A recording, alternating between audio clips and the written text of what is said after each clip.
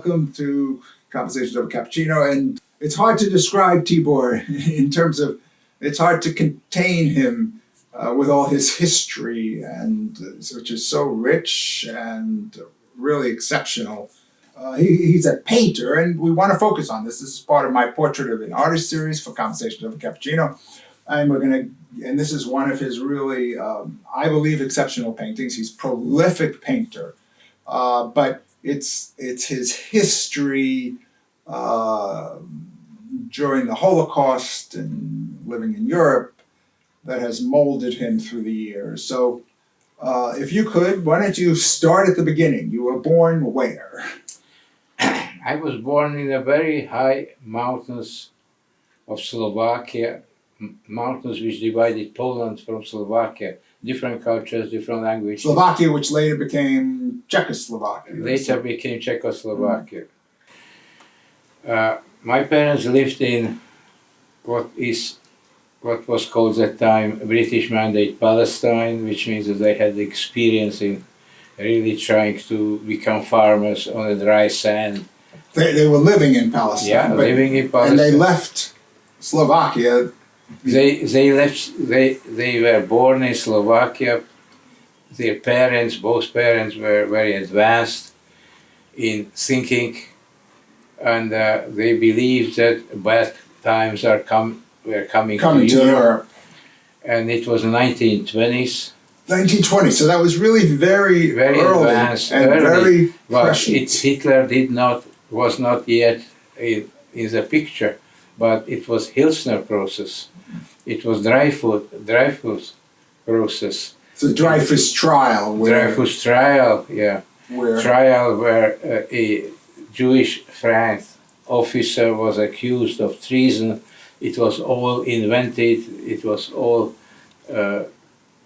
just an anti-Semitic fabricated story, and he served in Devil's Islands as a really hard criminal until he was liberated. President of Czechoslovakia was one of those people who joined Zola, a French writer who defended Dreyfus, and eventually he was released. All those things happened not even 60, 70 years after Jews were released from ghettos.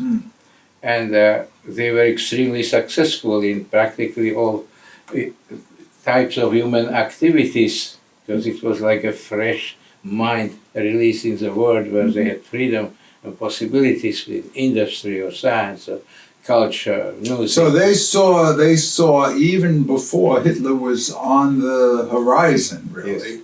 They felt that things were going to go badly for the Jews. So they traveled to Palestine and were there. And it was a town. It was a town in Slovakia called Trnava.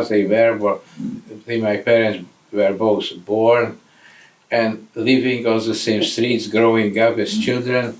And it was a Zionist group where they played theater and played music and so on.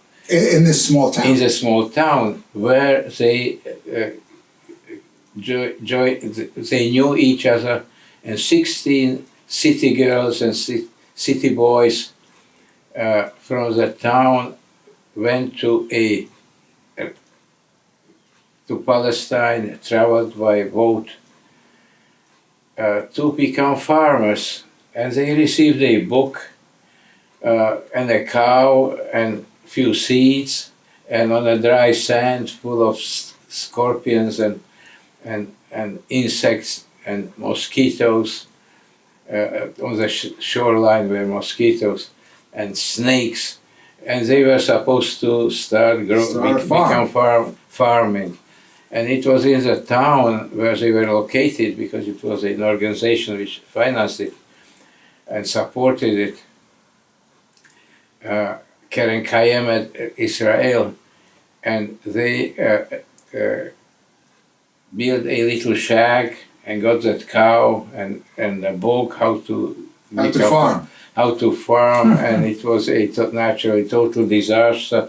But after a few years, they managed to have a cow and a new book and they crop, they had crops and so on, and they started prospering in that country.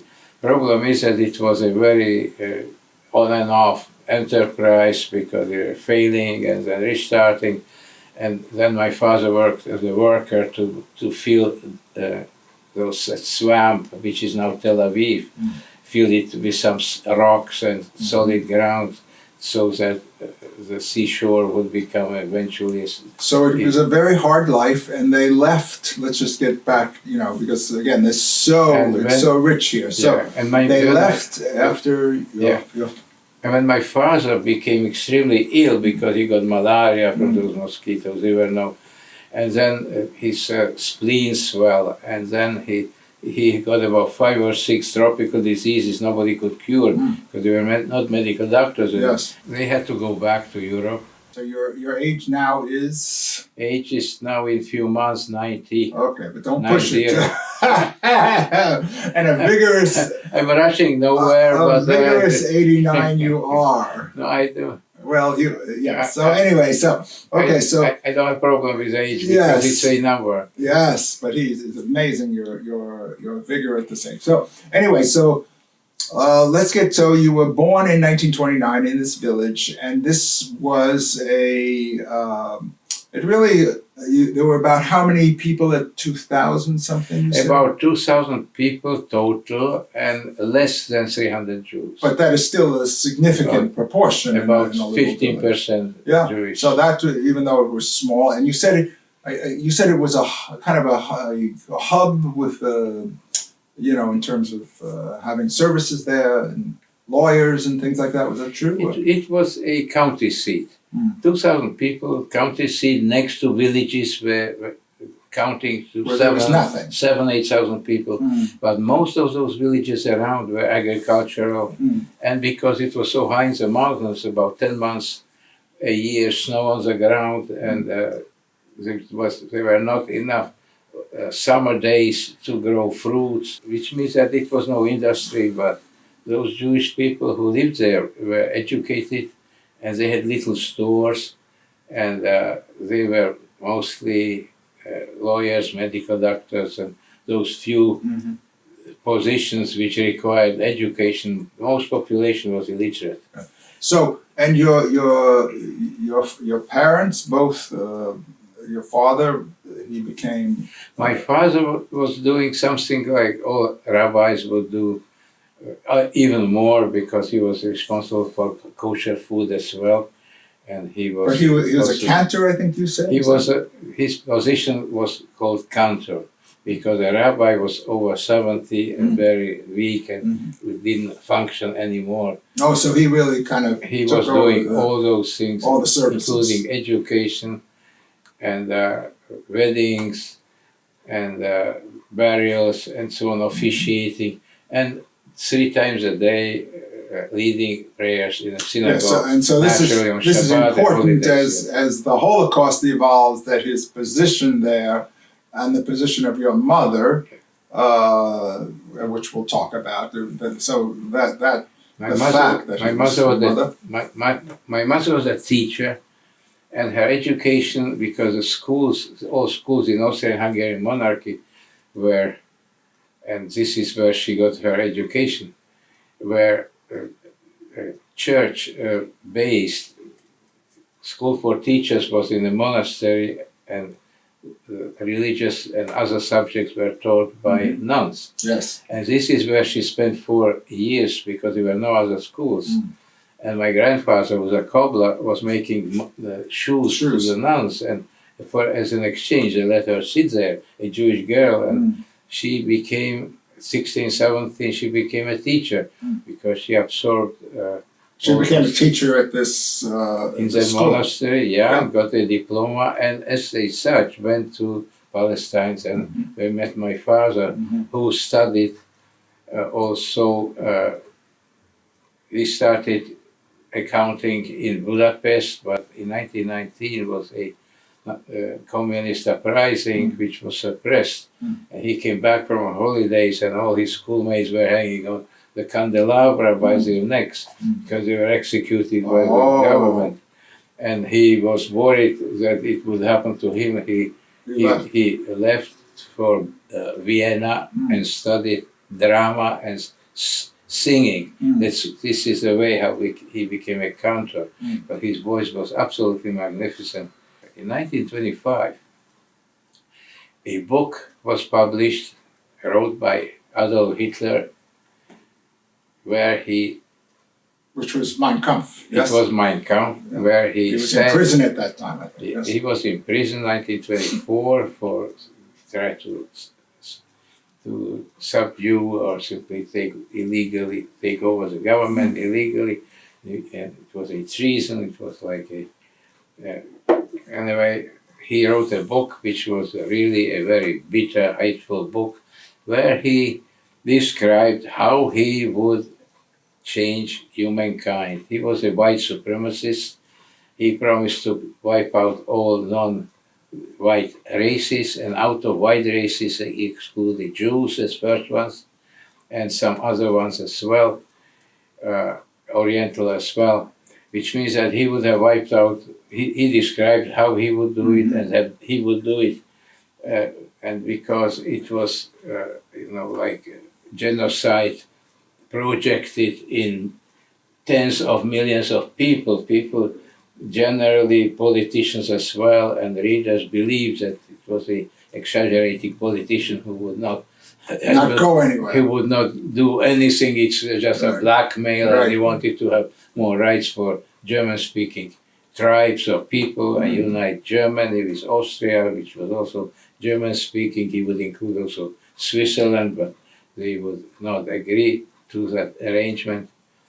And my parents read very carefully, and not only my parents, but those Chalutzim, pioneers in Palestine, were very well aware that Hitler might do it. Many people, of course, missed the signs all along, and this was in part why Tibor is here. I think their salvation, because their understanding really way before anything happened, which is really exceptional, really, and fascinating. Really, it was exceptional because nobody believed my parents when they were saying it could happen. So, be careful. Right. Be careful. As they were saying, but Frau Spitz, they spoke German and Hungarian, Slovak. Frau Spitz, this is sugar. How could such a thing happen? Yeah. And it did. Yeah. So it's beyond belief for many, many people, but not them. So they're living in Slovakia, and then bring us to the time, if you will, when Hitler did take power, and then your region became part of his 1980 out of his conquest.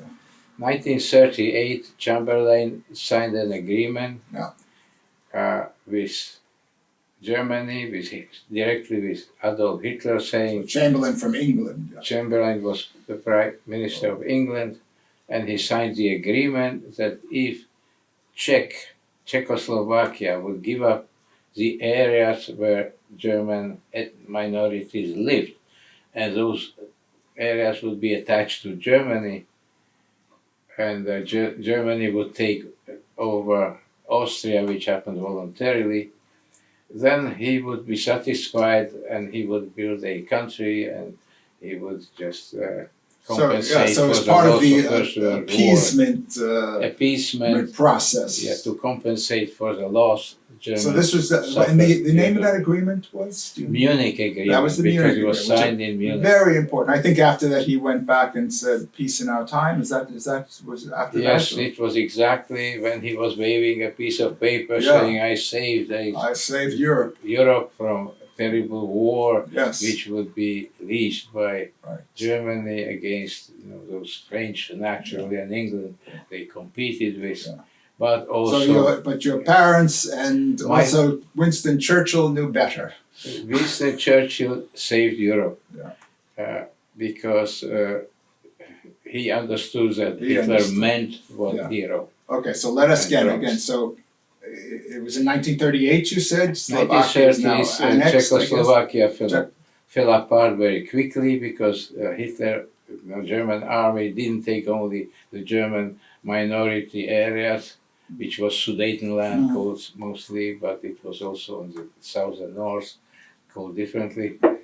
And then they took a Czech Republic, what is now Czech Republic, and Slovaks, separatists, came to Hitler saying, we are with you, we like to have our separate republic. They became a fascist Slovak republic, direct allies to Nazi Germany. And first thing they did was to copy Nuremberg laws, which were developing since 1933 to 1940, 41. And in 1941, the Slovaks already ordered us to wear yellow stars. Oh, so that was part of the Nuremberg laws. It was not only a copy of Nuremberg laws, Slovak laws even improved, so-called improved those laws because more people were considered to be Jewish according to those laws. Germans, for example, if somebody had 1/4 of the Jewish blood, they did not consider those people as Jewish. And Slovaks, it needed to be full Jew, it needed 4 grandparents. And then it was like mixed race, where 3 or 2 and so on. Slovaks moved more people into the category of Jews. Take us to, as it evolved, the beginning of the deportation of with the trains. When they totally deprived us of all properties, not only so that was the first step. It was many steps led to it. It started with books and musical instruments and furs and jewelry, naturally. So take us apart. So these were and I think you said it's like 270 laws, which gradually. The method was called how to cook a frog. Not to tell the Jews we are going to kill you because they might resist. Psychologists, hundreds of them, worked on how to deceive those people because they had a plan to kill tens of millions of people because they wanted to take over Poland and Ukraine first, Russia, Belarus first, and replace them with German citizens and German race, they call it. And take it, you have it in your hands and try to throw it into the hot boiling water. The frog would feel the danger, jump out of your hands, and you will never find it again. Right. But if you put it in cold water, the frog would swim very peacefully, then you warm it even more, the frog becomes even calmer and more satisfied, then you increase the heat, and when the frog starts feeling some danger or some uncomfortable situation, or then you put a lid over it and frog is cooked. I see. So it's and this way they try to calm down, hide the real purpose of wiping out Slavic people, gypsies, black, natural colored skinned people, and particularly Jews. Jews were only 2% of the European population, and they believed that they should test it. And Jews were a very successful ethnic group. They had property. Each one of your family played a central role that allowed you as a family to get by under these horrible conditions, horrific conditions, which evolved. So take us, if you will, now to the deportations, yes.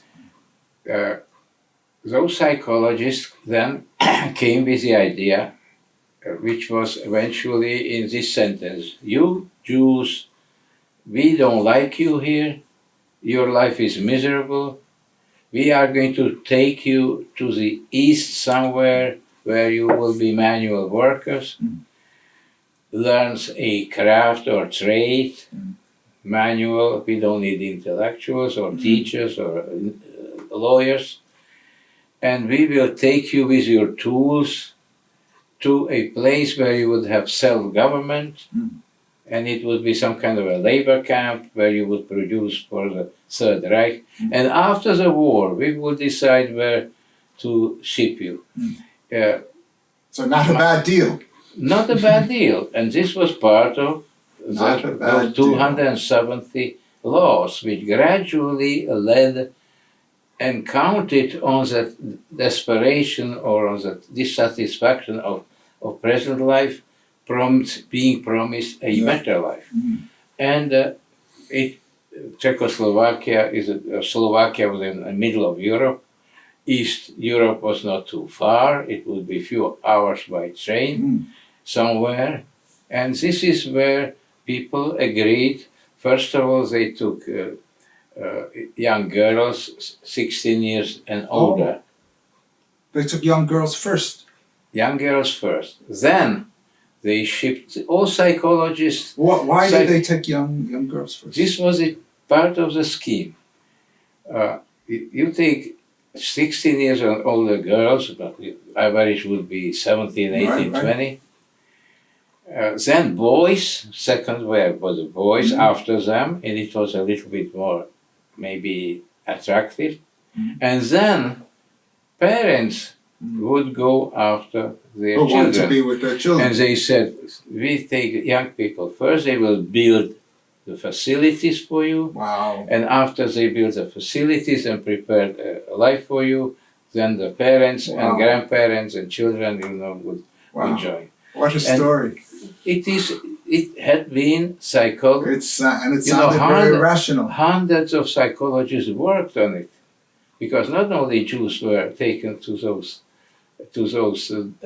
death camps or genocide, officially genocide of German Gestapo and secret police and SS who provided, those facilities and made that killing.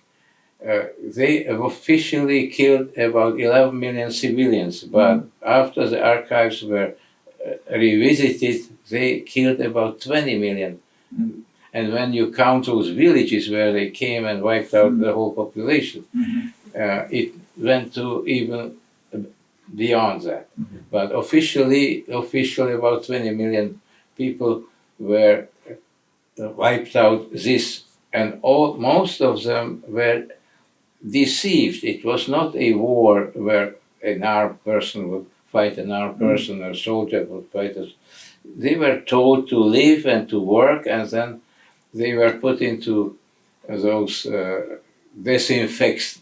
They were asked so they were undressed to be disinfected. In your village, there was a railroad line right through? A railroad line went straight to Poland, and Auschwitz from our village was about 50 miles. And Auschwitz was one of the first in these camps, is that true? One of the first where it was already mechanized to a level where every 2 hours a transport with 2,000 people could turn into ashes.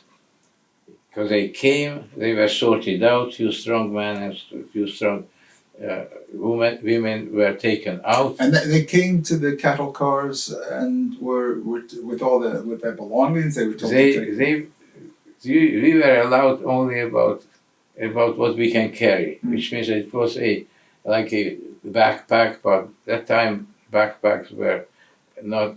It was like a bag with some stripes. So they were encouraged to take their belongings or a luggage. Most of it was a square like box. I understand. Luggage is carried, and most people, and it included the tools. If you were if you were a shoemaker, you would have your hammer and your knife and your simply tools to make shoes. If you were like my father learned how to cut glass, we would have those. Okay, so they willingly, I guess, went on these transports in general. Yes, it was called transport. Yeah. And at Auschwitz, tell us. And most of it, most people went to Auschwitz, Treblinka, Majdanek. It was like a one group unit, but about 1/3 of Slovak Jews went to Opole and some went to Sobibor. And they were camps where they machine gun people, or they had a very simple building where they were also using that gas. But in Auschwitz, they took them to the gas chambers. Auschwitz, they asked people to be disinfected and undressed. I remember where they put their clothes and so on. And they gave them a bar of soap, and they walked into the chambers and they pushed female from one side, male from the other side, undressed, and gas killed them in about 15 minutes, 20 minutes. And then prisoners came and took the dead bodies to crematorium and burned them, which means that in 2 hours they were able to get 2,000 people, which means that maximum capacity was about one facility, 24,000 people a day. Wow. Which means that average was 10,000 people a day. Wow. And it was just an incredible thing. We found out, luckily, at the end of 1942, when almost all Jews were already gone, because the plan was to start in spring of 1942, and the last Jews would be shipped till the end of the year. And we found out what was happening just by pure accident. Tell us that. First of all, people started receiving postcards saying, it's beautiful here, it's wonderful, wonderful, and so on. And one card had relatives were receiving those cards of those deported persons. And on one of them was something scribbling, and when they couldn't read it, they came to my father and my mother, who spoke so many languages, and my father spoke Hebrew and Arabic as well, which means that he turns the card upside down, and between two words, like calligraphically hidden between words, were two words written in Hebrew, but in written Hebrew, not in printed Hebrew, which everybody knew. Written Hebrew was only known by Yiddish-speaking people who corresponded that way. And it was saying "lo tov." In Hebrew, it means no good, which means that this was a puzzle, because the rest of the text was saying food is good, job is good, come and join us. And so it's this little thing that slipped by the census, because they would cut out or blacken out anything which they would not consider to their purpose. Second thing was that my brother, they used him as a manual worker. He was written down numbers of railroad cars on the railroad. And he found out that the transport with Jews, which was obvious because it was cattle cars, and he saw those people in a little window, barbed wires around it, and people were sometimes throwing them some food into those windows or water. And it was obvious that they were Jewish prisoners or Jewish deportees. And the train came back in a few hours. And he came back and saying, no, this is impossible. It's the same train taking Jews, where our grandparents were already, mother's parents, our cousins and our aunts and uncles. Everybody was already, almost everybody was deported, except my grandfather, who came to join us, my father's father. Everybody else was gone. And wouldn't we know that 1 hour, by train, or 2 hours by train, would be, million people already? Right. This, even if it didn't make sense. Even with it was a border, and the border was very porous. People, smugglers were coming back and forth, and it was not like today. There are passports and things like that. They didn't exist. It was just I don't know how they even identify themselves. But we would not know that there are a million people somewhere so close, or hundreds of thousands of people. But they were coming from West Europe as well, Yes. and South Yugoslavia, Greece, and so on. Which means that this was a second clue that it must be something wrong there. And then when I went fishing at night, because we had nothing to eat, and I was really a very vigorous, inventive little boy, I went fishing. I couldn't go fishing at daytime. I went at Because night. they wouldn't allow you to do that. Would not allow. No, sports were totally forbidden, and something like that. It was a sport. And they were trout, not too big. Once I caught a 1 pound, 1 kilogram with about 2 pound big trout. This was, we had a feast for 10 days. Yeah. But mostly they were about 6 inches, 8 inches trout in it, because it was all melted ice and very pure, clean, very cold water.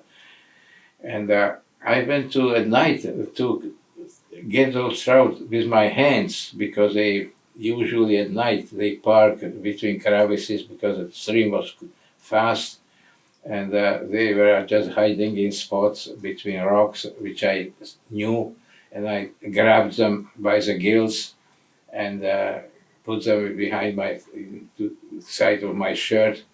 And this way, when I was doing it in the middle of the night, it must have been a very dark night, I heard some whispering in Yiddish and Polish. I recognize those languages very well. Boy, come here, come here. And I was looking, and it was a window, barbed window of the local prison.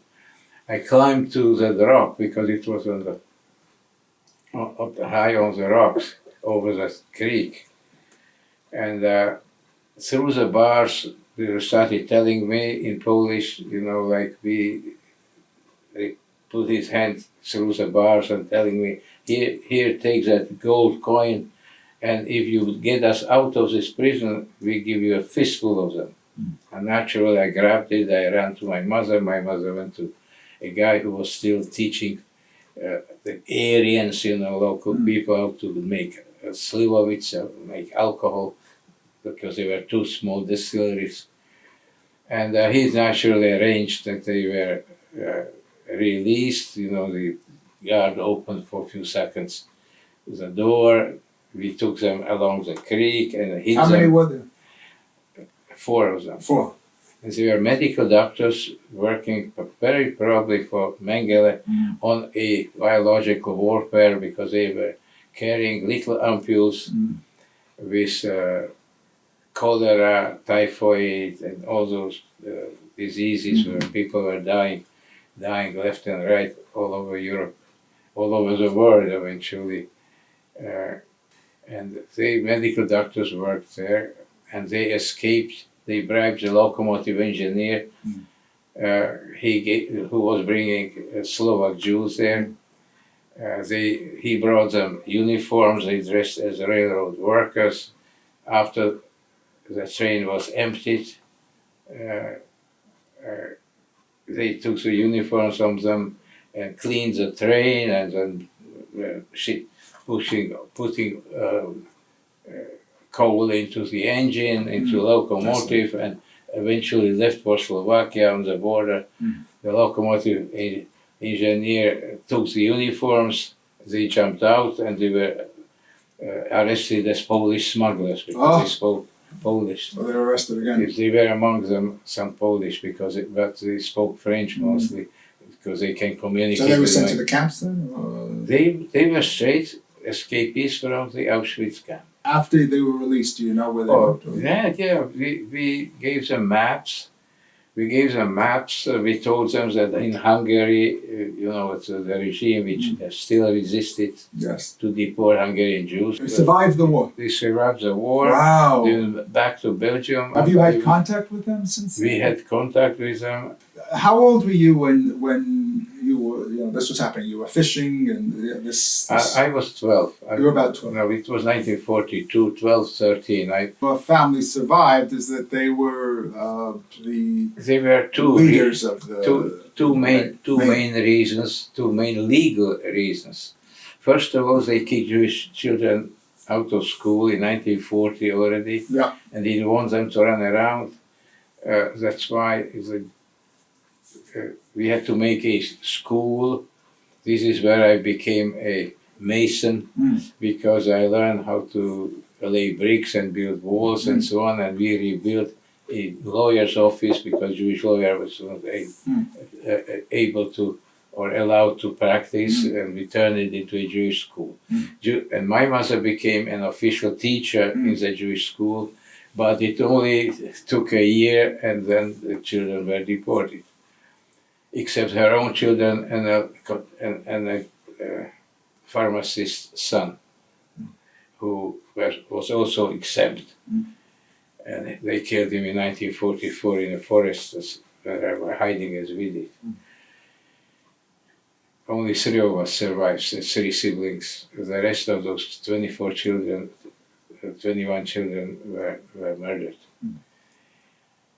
My father was in charge of officiating at burials.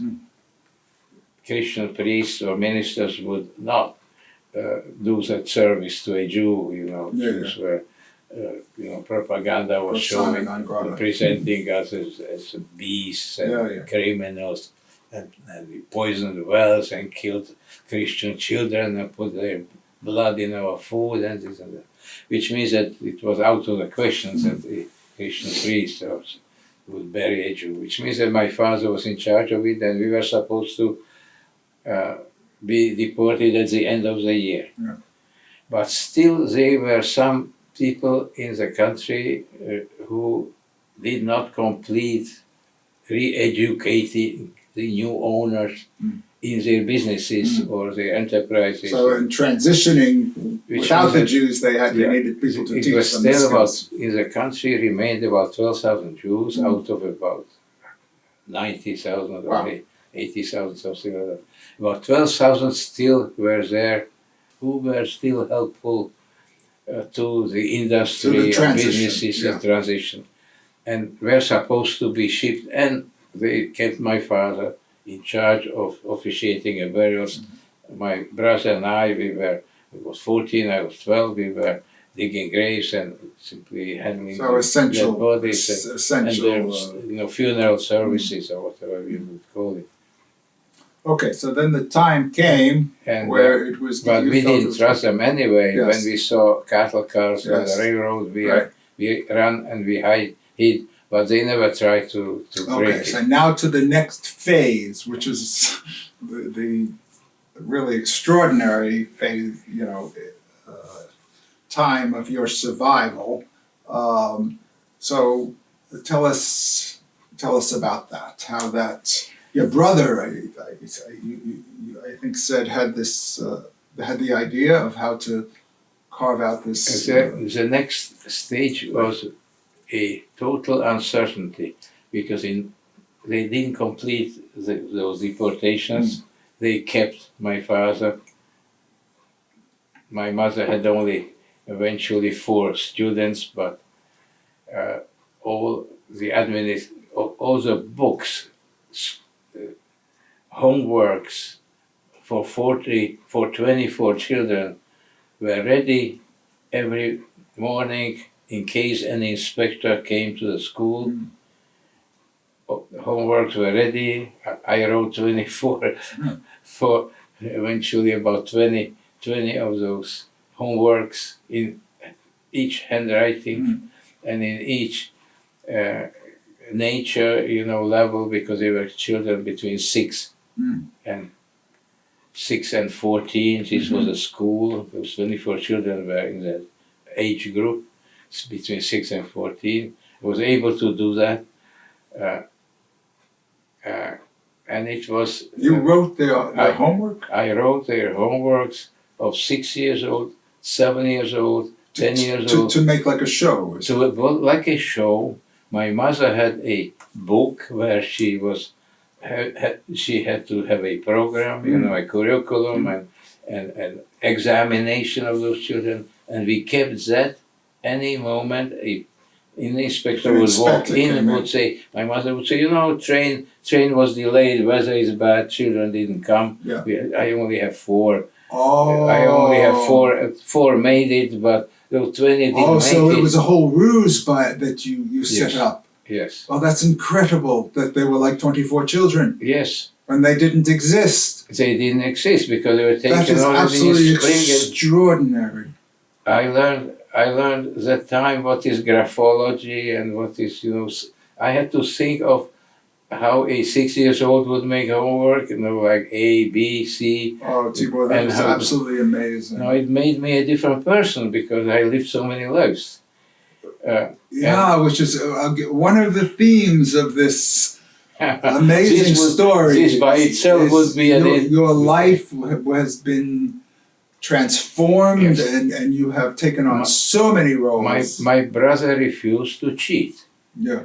And I knew that if I didn't cheat, they kill me. Yeah. Which means that it was lesser crime, higher and crime. Your brother you described as absolutely brilliant. He was absolutely brilliant, but he was like an angel, and my father as well. Like flawless morally and ethically. And I didn't have my education completed. I didn't know what was morals, ethics. But you had different principles. But I knew you were a survivor. How the trout were eating their own children because they didn't have time to find out if the little minnow is a child or is somebody else's tribe or different species or whatever.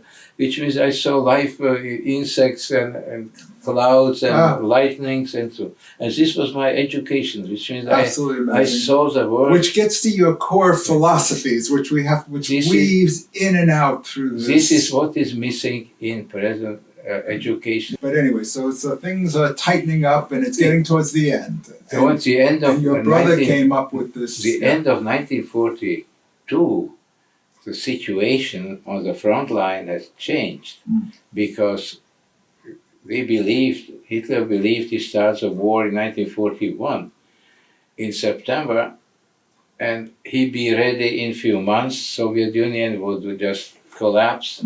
He would take over. 1942 was a victory after victory. Even they made it even to North Africa. Rommel's and the Panzer Division. They were on the rise. And West Europe was firmly, England was bombarded with those rockets. Dark days in Europe. Yeah, those, they call it V1, V2, V, they call it in German. And it looks like Russia is on its knees. But at the end of the year, 42, the following year already, second year, it didn't look like Moscow is going to fall and Stalingrad is going to fall. And Germans lost 300,000 elite soldiers, and Hitler would never allow them to surrender, and they almost all died by being shredded, by counter-offensive. And this already was at the end of 42 and beginning of 1943. So the war is turning. Wind was turning, and flags always follow the wind. And the fascist government knew that they will be all hanging. So the climate is changing in your area. Climate was changing, and in 1942, deportation stopped. In 1944, situation was so already converted or reversed. In 1944, Slovak army, part of Slovak army, and a lot of civilians, and a lot of parachuted partisans from the Soviet Union because they were progressing through the liberating Soviet Union. And in 1944, Slovaks understood that, Germans are not going to win it.